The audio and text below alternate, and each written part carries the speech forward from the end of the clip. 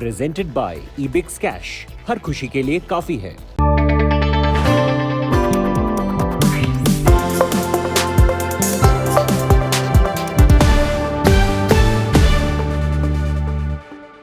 Hello and welcome. You're with us here on Business Today. I'm Abha Bakaya. Let's take you through the headlines tonight. Sensex and Nifty registered record closing highs for the third straight trading day. RIL, HDFC and Maruti being the top gainers. Crucial SEBI board meeting on Tuesday. Decision on differential voting rights and approval for private equities to own mutual funds expected. Leading fertilizer company Paradeep Phosphates gets SEBI nod for fresh issue of equity shares worth 1,255 crore rupees. Our exclusive interview with business icon Indra Nooyi, corporate queen who shattered every glass ceiling on her way to the top. Baba Ramdev now teaches DMAT yoga, promises you'll be a millionaire. Without further ado, let's bring you the big interview of the day. We have Udayan Mukherjee in conversation with none other than Indra Nooyi, chairman of Pepsico for over a decade, her life in full. I want to start with a story that you put down in the introduction, which is when you meet Manmohan Singh and Barack Obama in the United States, and both of them say that, hey, she's one of us, and you're quite amused by the fact that two business leaders, the tallest in the world, are laying some claim on you. But if I can ask you, whose claim did you get more chuffed about? Was it Mr. Singh or was it Mr. Obama? I must say the claim that both of them made on me made me feel overwhelmed. Actually, I puffed up with pride a little bit that the world's oldest democracy and the world's largest democracy were both claiming me as one of their own. And it came to my mind at that point that I was really a wonderful product of two fantastic cultures. My upbringing in India and my ascent, the fact that I thrived in the United States. So nobody's come and chuffed me more than the others, but I was just overwhelmed that two great leaders were both claiming me as one of their own. It's a unique position to be in. You speak a lot about your experience and the going up the ladder over the 20-30 years in America. Can you, for our audiences, recount some incidences of maybe sexism or racism that you faced in the workspace? It can't have been easy for you, but are there some specific incidents which really rankle even today? Well, I talk about it all in the book, so it's well worth going through all of it because I put it all in context. But the typical discriminatory behaviors I would face were things when you're talking and some men talk over you and think that that's just fine to talk over a woman, even if that woman is in position of power, or when you're talking and some men roll their eyes at you and at what you're saying, whether it was me or some other women. You look there going, what's wrong with your eyes? Or what's causing you to roll your eyes when women talk? So these sorts of behaviors are very, very common. Or when men all go away on bonding exercises to golf or to fish, and the woman is rushing home to take care of the kids or look after the family, you feel almost excluded from these brotherhoods of power, brotherhoods of bonding. So all of these were happening because the ideal worker of the past was a male. And I think over time, this ideal worker definition is changing to be more inclusive. And when the definition of the ideal worker changes, so also all the social structures that were set up for the old ideal worker are now slowly beginning to change. So as an early pioneer in this whole corporate world, I had the benefits and the challenges. The benefits were that lots of mentors, a lot of supporters who pulled me up.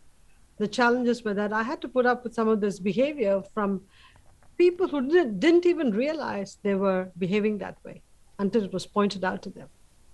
So I think there was a whole training process that went along with it. The situation today is much better, but it can be even better for young women as they come into the workplace. But do you think men will give it up so easily, having tasted so much of the top end of the power game over the last so many decades. I mean, towards the end of your career at Pepsi, could you sometimes get a sense that there was a little bit of a pushback from the man's club or the boys' club, if you will, because they feel threatened that the old status quo could be changing? Not really. No pushback from the men's club. I did sense that they were now looking at women more as competition rather than, oh God, just there's this random one woman who's come into the workforce, which is what it was early in my life. But now there's a critical mass of women entering the workforce. Many of them are ascending to middle management positions. And I'm beginning to see the competition between men and women escalate, because no longer is it one or two women, 40% of the workforce is women.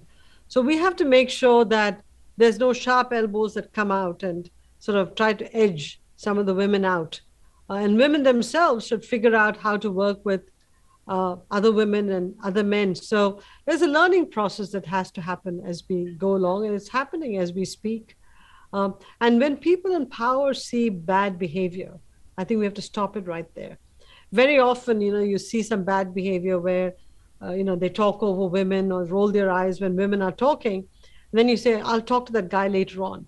Don't do that. Stop the meeting right there and say, stop behaving that way.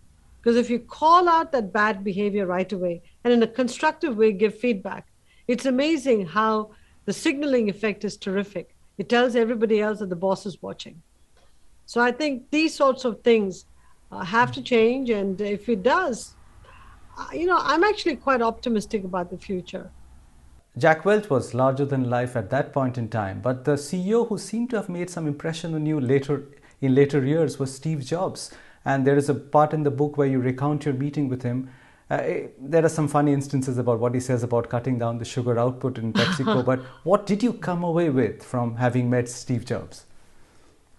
Steve was one of the many CEOs that I met. And most of the CEOs I met, to be honest, Udayan, impressed me and, gave me something to think about. In the case of Steve Jobs, it was about design. I mean, Steve Jobs was clearly one of those iconic founder CEOs who stepped out and came back, and, he was as creative and as smart as he ever was. And there he was talking to the new CEO of PepsiCo and telling her how she should radically rethink the company.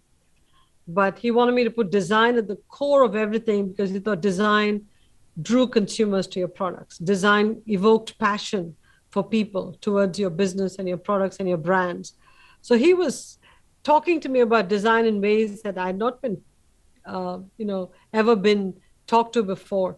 And so if I built a design capability in PepsiCo, hired Mauro Porcini, and then design helped us remake PepsiCo, I would give Steve Jobs a lot of the credit for sort of getting my consciousness going in this whole topic of design. But for Steve Jobs, I wouldn't have bought that design book and given a copy to all my executives and made them really engage with design. So, he got me going.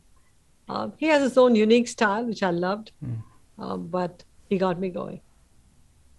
Spoke about the challenges of gender inequality in the corporate workspace in America. But I mean, I sit in India, and would you say that we have a much bigger mountain to climb with that aspect in India? Look, I think I see the statistics on women in India. Again, getting the top grades, graduating from colleges in record numbers, hungry to engage in paid work, hungry to contribute to the economy. And I see incredible tailwinds. I see unconscious bias at work, at least I hear about them constantly. Pay inequities abound. And I don't think as a country, India has done enough from a practical perspective to grease the skids for women to advance in corporate India. It's interesting. India has lots of laws in the book that support families and women. But I think there's a gap between the laws and the practical implementation, the time it takes to implement them. So I think, I'm in awe of the laws that India has in its books. I think now we have to recognize women as an incredibly talented group of people who can do wonders for India at a time when India is shifting to a knowledge economy, increasingly so. And you need all the talents to be engaged to help India's GDP grow in an very competitive world. I think that India may be a developing market, but the biggest emerging market opportunity you have within India is women. So if we could figure out a way for India to tap into the power of women, I think India will not only have a demographic dividend, it will have the whole gender dividend for many, many years in the future. Udayan, how delightful to listen to Indra Nooyi, her experiences over the years. She's an icon for so many women looking to break the glass ceiling. What were some of the highlights of your conversation with her? Well, I mean, the book itself is one thing to be read, Abha. It's a delightful book with so many experiences recounted by her over a glittering career, and some very amusing ones as well. But I think what we spoke about, as you heard, the two main themes which run through the book are, of course, the role of the women and the growing importance of women in the workforce, and the things which are still holding women back. I think she's basically moved from being the CEO of Pepsico to one of the biggest ambassadors of women in the corporate workspace. I think that's something that she's made her life's work now. And there were so many suggestions on how these things can be ironed out, particularly in a country like India, where some of our standards are woefully below what they are overseas. The other, of course, is the constant battling of and juggling of pressures between work and home for every woman, something that she would have gone through with two young daughters, managing a marriage, taking care of elders. So, I mean, these conflicts are what come repeatedly in the book and feature repeatedly there, and she spoke quite a bit about that as well. But among the anecdotes which I like quite a bit are meeting with Steve Jobs and what she learned from him about design, meeting with Manmohan Singh and Obama, where both said, oh, hey, she's one of our own. So, I mean, there are many very, very interesting things in the book which she talks about, and very wittily too. So I strongly recommend the book. But I think for every young woman who's getting into the workspace, people like you, and a lot of corporate leaders who are trying to make the workspace a more equal space between men and women, I think her career, her takeaways, and what she writes in the book are an absolute must-read. She is one of the most inspiring women in the corporate world, and a definite must-read for all of us out there. My Life in Full, that's the book released today. Indra Nooyi on her life story. Do catch that entire interview with Udayan on some of the highlights of her journey. That's going to be airing for you on businesstoday.in. On to today's market action now. Both the key benchmark indices started on a firm note before ending fairly flat today. The sensex ending up just about 29 odd points. Nifty also just about flat in today's session. About 1,592 shares advanced, while 1,682 shares declined. 176 shares were unchanged. Maruti Suzuki, Tata Motors, M&M, ONGC and Hero, you can see the auto names bouncing around today in trade. 6% on a Maruti, as you can see there on your screen. Losers, HCL Tech, Divi's Lab, Wipro, Tech Mahindra. So clearly some of those tech names were lagging behind in today's session. On the sectoral front, auto and realty indices gained. That's about 2.5 to 3%. The IT index down about 3%, as you can clearly see indicated by some of those top losers there. The BSE mid-cap and small-cap indices were flat in today's session. Several crucial decisions expected at the SEBI board meeting scheduled for Tuesday. In a major move, SEBI could allow private equity players to set up mutual fund companies. Current regulations make it difficult for private equity players to own mutual fund firms. The regulator is also likely to loosen rules governing transactions between related companies. The board is also expected to make rules on differential voting rights, which give promoters greater rights over other investors. Baba Ramdev is at it again, creating awareness for new yoga asanas, except this time the yogi is intent on achieving the trio of healthy, wealthy and wise with his latest, the DMAT asana. करोड़पति बनाने का पूरा मंत्र देता हूँ. आज ही demat account खुलवा लेना. Share बाजार में कारोबार करने के लिए, शेयर खरीदने के लिए डीमैट अकाउंट की जरूरत पड़ती है। ये मैंने भी अभी नई सीखी है ये। Ramdev, the yoga exponent, turning a financial guru with his demat asan, promising wealth along with health. जो पतंजलि में, रुचि सोया में इन्वेस्ट करेगा, उसको करोड़पति होने से कोई नहीं रोक सकता। ये मैं आज आपको सुबह सुबह गारंटी दे देता। 2 years ago, Ramdev had taken on the elephantine task of acquiring and turning around a sick company, Ruchi Soya.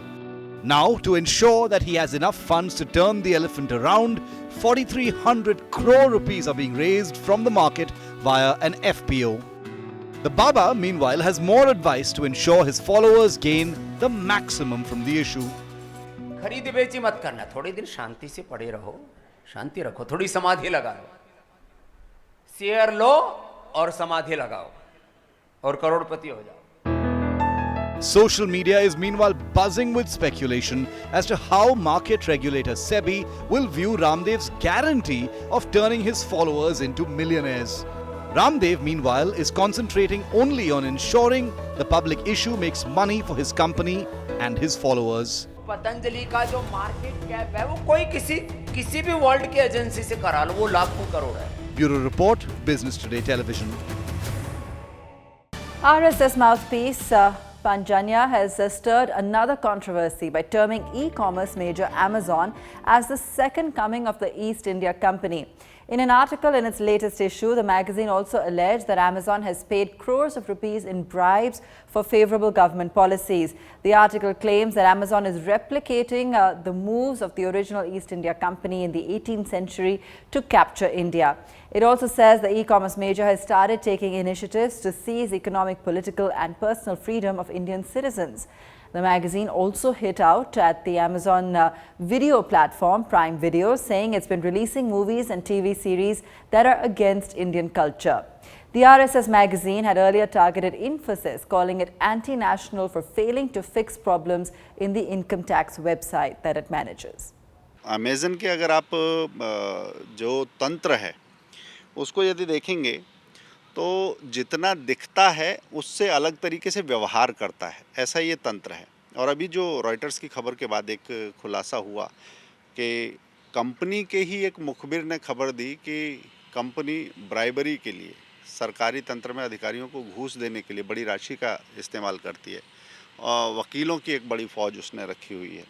तो ये जो सारी चीज़ें हैं बताती हैं कि घूस कौन देता है, जो गलत करता है। ये सवाल अमेज़न से होना चाहिए कि आप क्या गलत करते हैं कि जिसके कारण आपके कंपनी के अंदर से आवाज़ें आती हैं कि आप घूस देने का काम करते हैं। What the RSS says about Amazon is irrelevant because there is a duet going on between the RSS and BJP. Having said that, the issue of Amazon, as raised by my senior colleague Mr. Randeep Singh Surjewala last week, is a serious issue. And it merits everybody's attention. The kind of allegations on Amazon that have come to light are very serious in nature and they cannot be ignored. The news first broken by Business Today TV earlier this month, with Telecom Minister Ashwini Vaishnav telling our managing editor Siddharth Zarabi that something big was brewing in the semiconductor space. The minister did not reveal more details, but some information is available now that Taiwan may announce investments of as much as $7.5 billion and more in India very soon. Reports say talks are at an advanced stage between top Indian officials and their Taiwanese counterparts. An agreement could bring semiconductor manufacturing to India as well as reduce import duties on their components. The plant will build semiconductors for all uses, from mobile handsets to cars. And with production across the world thrown out of gear due to semiconductor shortages, India has been aggressively trying to shore up its chip supplies. Prime Minister Narendra Modi also met the CEO of Qualcomm in Washington last week. The move will flare tensions with China, which views Taiwan as its own territory and forbids other countries from dealing directly with it. India has already hardened its stance against China following clashes at Galwan last year. Listen in to what the telecom minister had to say to Business Today TV earlier this month. In fact, Vaishnav had visited the Mohali-based Semiconductor lab, which is the Department of Space, earlier this month. SCL was earlier a PSU under the IT Ministry and the only chip manufacturing plant in India. Semiconductors are a very, very strategic, I would say, it's as strategic as nuclear weapons. It's as strategic as any other thing in the world. And Modi ji has taken a very clear roadmap how semiconductors can be manufactured in India. Again, very soon, this dream will also be realized. I would say I shouldn't be putting a timeline on it at this point of time, but very soon you will be hearing about it. Moving on to our daily cryptocurrency price check brought to you by CoinDCX. Even as Beijing's new blanket ban on all cryptocurrency trading and mining, the broadest yet by a major economy, sent exchanges scrambling, crypto prices continue to be mostly in the green now on September 27th. 4 of the 5 cryptocurrencies that we track regularly traded higher, while Bitcoin rose about 0.5%, Ethereum had gained 1.98%. Other coins, including Ripple and Polygon, had gained 0.4% and 0.7% respectively. We leave it on the show today. Thanks so much for watching.